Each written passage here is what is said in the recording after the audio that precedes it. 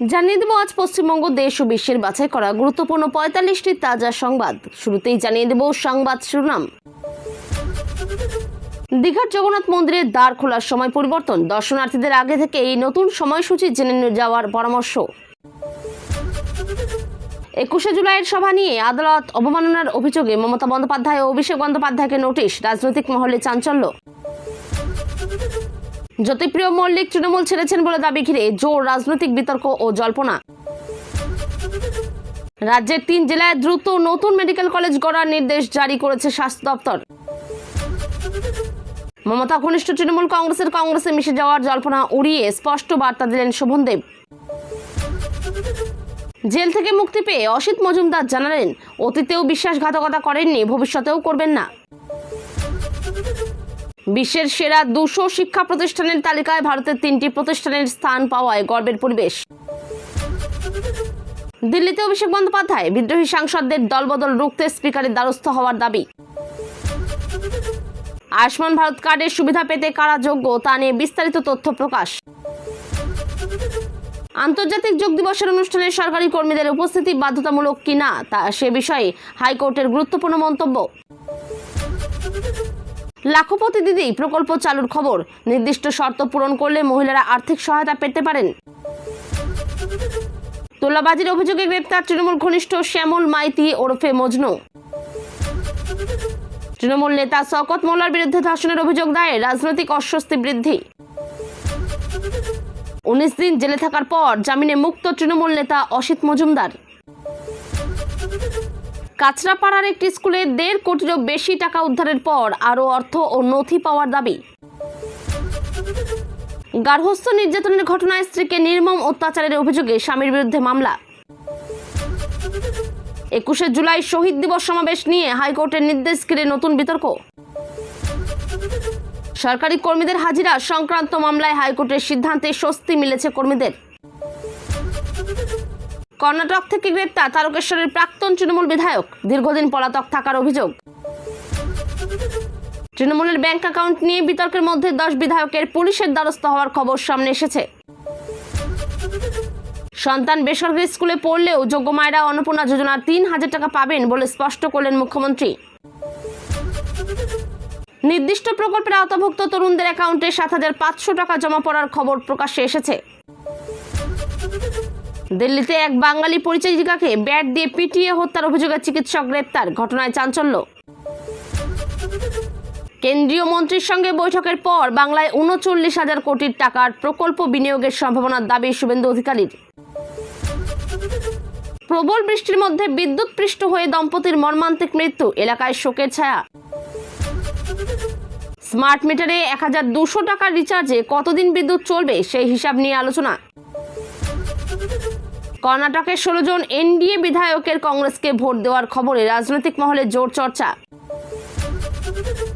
আয়ুষ্মান কার্ডে কোন কোন রোগের চিকিৎসা কভার হয় এবং কোনগুলি হয় না তা নিয়ে বিস্তারিত তথ্য প্রকাশ। রাম মন্দিরের অনুদান ও মূল্যবান সামগ্রী নিয়ে ওঠা অভিযোগের তদন্তে নেমেছে বিশেষ তদন্তকারী দল।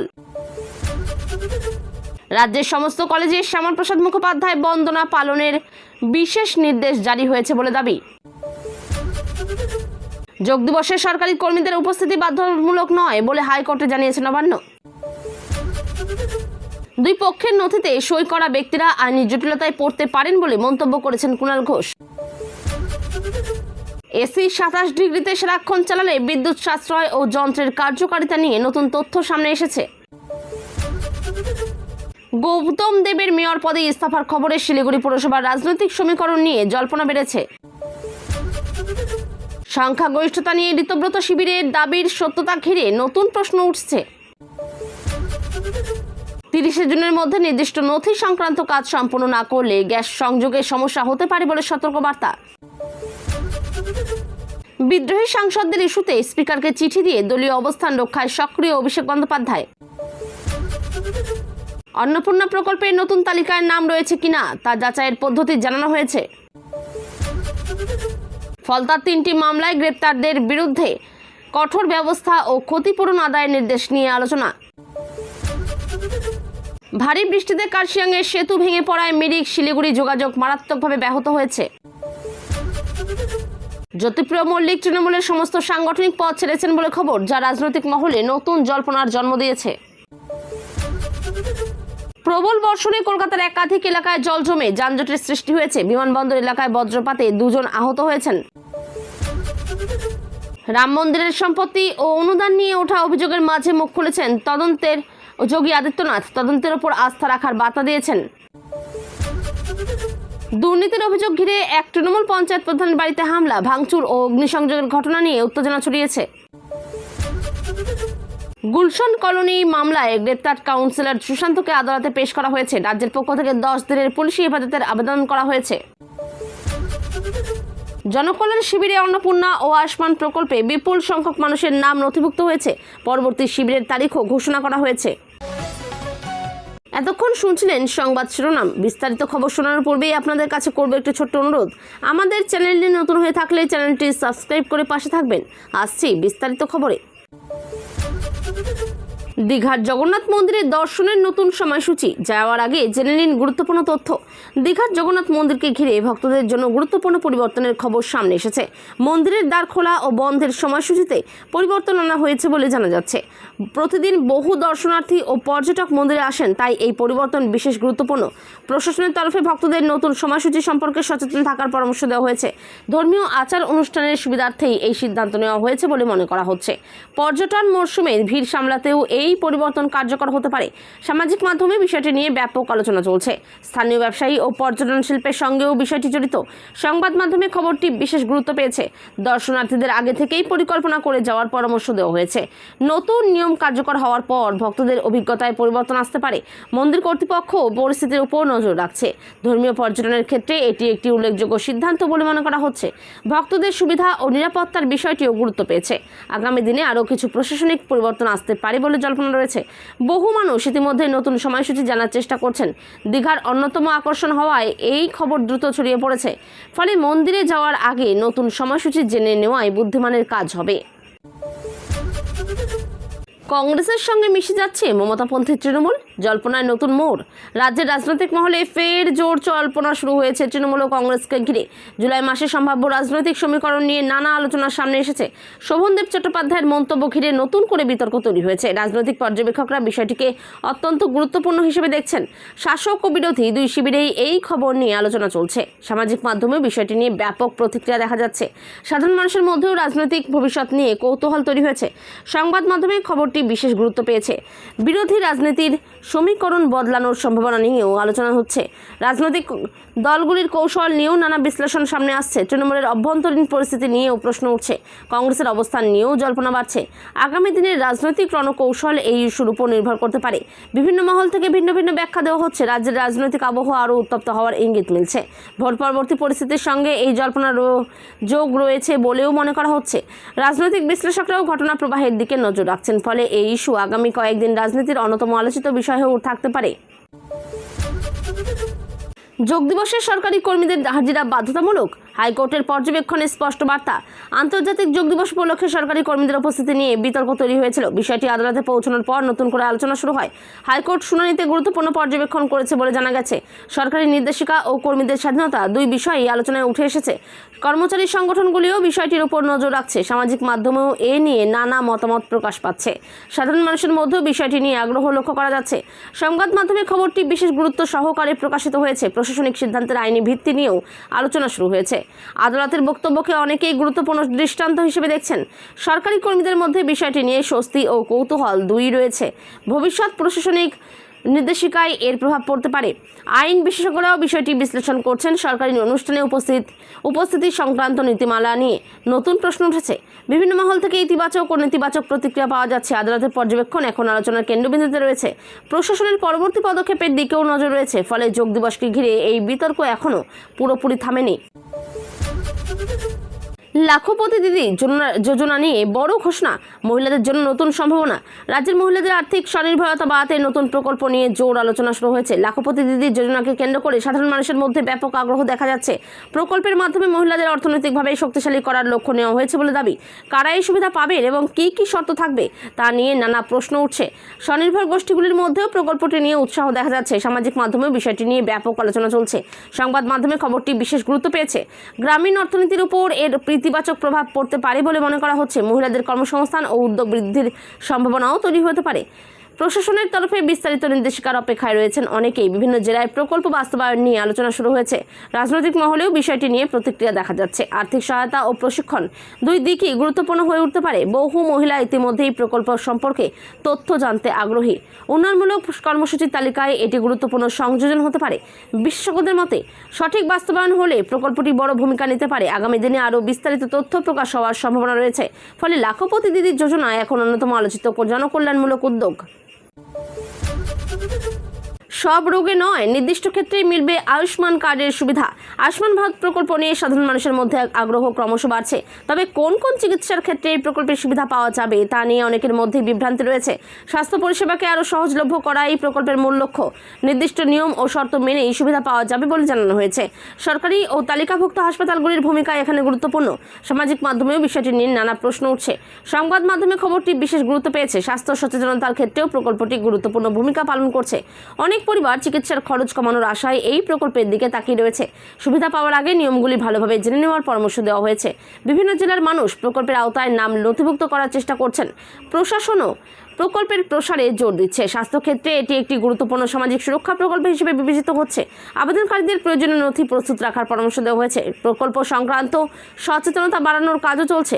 ভবিষ্যতে আরও নতুন তথ্য ও নির্দেশিকা প্রকাশ হতে পারে। স্বাস্থ্য পরিষেবার সুযোগ বাড়াতে এই প্রকল্প গুরুত্বপূর্ণ ভূমিকা পালন করতে পারে। ফলে আয়ুষ্মান কার্ডের সুবিধা সম্পর্কে সঠিক তথ্য জানা অত্যন্ত জরুরি। এসি সারাক্ষণ 27 ডিগ্রিতে চালালে কি হয়? বিদ্যুৎ সাশ্রয়ের বড় চমক সামনে। গরমের দিনে এসি ব্যবহারের খরচ কমানো নিয়ে অনেকেরই আগ্রহ থাকে। 27 ডিগ্রি তাপমাত্রায় এসি চালানোর সুবিধা নিয়ে নতুন করে আলোচনা শুরু হয়েছে। বিশেষজ্ঞদের মতে সঠিক তাপমাত্রা নির্বাচন করলে বিদ্যুৎ খরচ উল্লেখযোগ্যভাবে কমতে পারে। একই সঙ্গে ঘরের আরামদায়ক পরিবেশও বজায় রাখা সম্ভব। পরিবেশ বান্ধব ব্যবহারের ক্ষেত্রেও এটি গুরুত্বপূর্ণ বলে মনে করা হচ্ছে। অতিরিক্ত ঠান্ডা তাপমাত্রার তুলনায় বিদ্যুৎ সাশ্রয়ের সম্ভাবনা বেশি থাকে। সামাজিক মাধ্যমে বিষয়টি নিয়ে ব্যাপক আলোচনা চলছে। সাধারণ মানুষের মধ্যে বিদ্যুৎ বিল কমানোর কৌশল নিয়েও আগ্রহ বেড়েছে। সমাজ মাধ্যমে খবরটি বিশেষ গুরুত্ব পেয়েছে। গৃহস্থালী খরচ কমানোর ক্ষেত্রে এই তথ্য কার্যকর হতে পারে। এসির আয়ু বৃদ্ধির ক্ষেত্রেও সঠিক তাপমাত্রা গুরুত্বপূর্ণ ভূমিকা রাখতে পারে। বিশেষজ্ঞরা অপ্রয়োজনীয় কম তাপমাত্রা এড়ানোর পরামর্শ দিয়ে থাকেন। বিদ্যুৎ সাশ্রয়ের সচেতনতা বাড়াতেও এই আলোচনা গুরুত্বপূর্ণ। বিভিন্ন পরিবার এখন বিকল্প উপায়ে বিদ্যুৎ খরচ কমানোর চেষ্টা করছে। গরমের মরশুমে এই তথ্য আরও বেশি প্রাসঙ্গিক হয়ে উঠেছে। ভবিষ্যতে শক্তি সঞ্চয় নিয়ে আরও সচেতনতা কর্মসূচি হতে পারে। ফলে 27 ডিগ্রি তাপমাত্রা এখন আলোচনার অন্যতম বিষয় হয়ে উঠেছে। অনেকেই এই পদ্ধতি ব্যবহার করে বাস্তব ফলাফল যাচাই করতে আগ্রহী। 30 জুনের মধ্যে কাজ না সারলে গ্যাস সংযোগের সমস্যা। গ্রাহকদের জন্য বড় সতর্কবার্তা। এলপিজি গ্রাহকদের জন্য গুরুত্বপূর্ণ আপডেট সামনে এসেছে। নির্দিষ্ট সময়সীমার মধ্যে কিছু প্রয়োজনীয় প্রক্রিয়া সম্পন্ন করার কথা বলা হয়েছে। সময়মতো কাজ না করলে পরিষেবায় সমস্যা হতে পারে বলে আশঙ্কা প্রকাশ করা হচ্ছে। গ্রাহকদের নথিপত্র ও তথ্য আপডেট রাখার পরামর্শ দেওয়া হয়েছে। প্রশাসনিক স্বচ্ছতা বজায় রাখতেই এই উদ্যোগ বলে মনে করা হচ্ছে। সামাজিক মাধ্যমে বিষয়টি নিয়ে ব্যাপক আলোচনা চলছে। সাধারণ মানুষের মধ্যে উদ্বেগ ও কৌতূহল দুইই দেখা যাচ্ছে। সংবাদ মাধ্যমে খবরটি বিশেষ গুরুত্ব পেয়েছে। বহু পরিবার রান্নার গ্যাসের উপর নির্ভরশীল হওয়ায় বিষয়টি অত্যন্ত গুরুত্বপূর্ণ। সংশ্লিষ্ট কর্তৃপক্ষের নির্দেশিকা মেনে চলার পরামর্শ দেওয়া হয়েছে। সময়সীমা শেষ হওয়ার আগেই প্রয়োজনীয় পদক্ষেপ নেওয়া উচিত বলে মনে করা হচ্ছে। বিভিন্ন গ্রাহক পরিষেবা কেন্দ্রেও ভিড় বাড়তে পারে। সরকারি প্রকল্পের সুবিধা পেতেও তথ্য হালনাগাদ রাখা জরুরি। গ্রাহকদের সচেতন করতেই এই বার্তা প্রচার করা হচ্ছে। ভবিষ্যতে আরও আপডেট প্রকাশ হতে পারে। গ্যাস পরিষেবার ধারাবাহিকতা বজায় রাখতে নিয়ম মেনে চলা প্রয়োজন। গ্রাহকদের মধ্যে বিষয়টি নিয়ে ব্যাপক আগ্রহ দেখা যাচ্ছে। ফলে 30 জুনের সময়সীমা এখন বিশেষ গুরুত্ব পাচ্ছে। অন্নপূর্ণার নতুন তালিকায় নাম আছে কিনা জানার উপায় নিয়ে জোর আলোচনা। অন্নপূর্ণা প্রকল্পের সুবিধাভোগীদের জন্য নতুন তালিকা প্রকাশ নিয়ে আলোচনা শুরু হয়েছে। বহু আবেদনকারী জানতে চাইছেন তাদের নাম তালিকায় রয়েছে কিনা। অর্থপ্রাপ্তির সম্ভাবনা থাকায় বিষয়টি বিশেষ গুরুত্ব পেয়েছে। আবেদনকারীদের তথ্য যাচাই করার উপর জোর দেওয়া হচ্ছে। প্রকল্পের স্বচ্ছ বাস্তবায়নের জন্য নিয়মিত তালিকা আপডেট করা হচ্ছে বলে জানা যাচ্ছে। সামাজিক মাধ্যমেও বিষয়টি নিয়ে ব্যাপক আলোচনা চলছে। সংবাদ মাধ্যমে খবরটি বিশেষ গুরুত্ব পেয়েছে। সাধারণ মানুষের মধ্যে প্রকল্পটি নিয়ে আগ্রহ ক্রমশ বাড়ছে। বহু পরিবার এই আর্থিক সহায়তার অপেক্ষা রয়েছে। আবেদনপত্রে দেওয়া তথ্য সঠিক থাকা অত্যন্ত জরুরি বলে মনে করা হচ্ছে। প্রশাসনের তরফে নিয়মিত স্ট্যাটাস যাচাই করার পরামর্শ দেওয়া হয়েছে। নতুন তালিকা প্রকাশের পর আবেদনকারীদের মধ্যে উৎসাহ বৃদ্ধি পেয়েছে। প্রকল্পের আওতা আরও বিস্তৃত হতে পারে বলে জল্পনা রয়েছে। যোগ্য আবেদনকারীদের সুবিধা নিশ্চিত করার উপর জোর দেওয়া হচ্ছে। বিভিন্ন জেলায় প্রকল্প নিয়ে সচেতনতা কর্মসূচিও চলছে। ভবিষ্যতে আরও নতুন আপডেট প্রকাশ করা হতে পারে। অন্নপূর্ণা এখন অন্যতম আলোচিত জনকল্যাণমূলক প্রকল্পে পরিণত হয়েছে। ফলে নতুন তালিকা নিয়ে মানুষের আগ্রহ তুঙ্গে রয়েছে। রাম মন্দিরের সম্পত্তি নিয়ে বিতর্ক, অভিযোগের মাঝে মুখ খুললেন যোগী আদিত্যনাথ। রাম মন্দিরকে কেন্দ্র করে নতুন বিতর্ক জাতীয় রাজনীতিতে আলোচনার বিষয় হয়ে উঠেছে। বিপুল সম্পত্তি সংক্রান্ত অভিযোগ সামনে আসার পর বিষয়টি নিয়ে চাঞ্চল্য ছড়িয়েছে। অভিযোগের প্রেক্ষিতে বিভিন্ন মহল থেকে প্রতিক্রিয়া আসতে শুরু করেছে। মুখ্যমন্ত্রী যোগী আদিত্যনাথও বিষয়টি নিয়ে নিজের অবস্থান স্পষ্ট করে বলেছেন বলে জানা যাচ্ছে। সামাজিক মাধ্যমেও খবরটি নিয়ে ব্যাপক আলোচনা চলছে। সংবাদ মাধ্যমে বিষয়টির বিশেষ গুরুত্ব পেয়েছে। সাধারণ মানুষের মধ্যেও কৌতূহল ও আগ্রহ তৈরি হয়েছে। মন্দির পরিচালনা ও সম্পত্তি ব্যবস্থাপনা নিয়ে নতুন প্রশ্ন উঠেছে। বিভিন্ন রাজনৈতিক দল বিষয়টি নিয়ে নিজেদের মতামত প্রকাশ করেছে। স্বচ্ছতা ও জবাবদিহিতা নিয়েও আলোচনা শুরু হয়েছে। ধর্মীয় প্রতিষ্ঠানের আর্থিক ব্যবস্থাপনা নিয়ে নতুন বিতর্ক তৈরি হয়েছে। রাজনৈতিক পর্যবেক্ষকরা বিষয়টির প্রভাব বিশ্লেষণ করছেন। তদন্ত বা যাচাই প্রক্রিয়ার দাবি উঠতে পারে বলে মনে করা হচ্ছে। স্থানীয় জাতীয় স্তরেও ঘটনাটি বিশেষ গুরুত্ব পেয়েছে। অভিযোগ ও পাল্টা দাবির মধ্যে পরিস্থিতি আরও উত্তপ্ত হয়ে হতে পারে। প্রশাসনের পরবর্তী পদক্ষেপের দিকে নজর রয়েছে। বিভিন্ন মহল থেকে নিরপেক্ষ তদন্তের দাবি শোনা যাচ্ছে। ফলে রাম মন্দির সংক্রান্ত এই বিতর্ক আগামী দিনেও আলোচনার কেন্দ্রবিন্দুতে থাকার সম্ভাবনা প্রবল।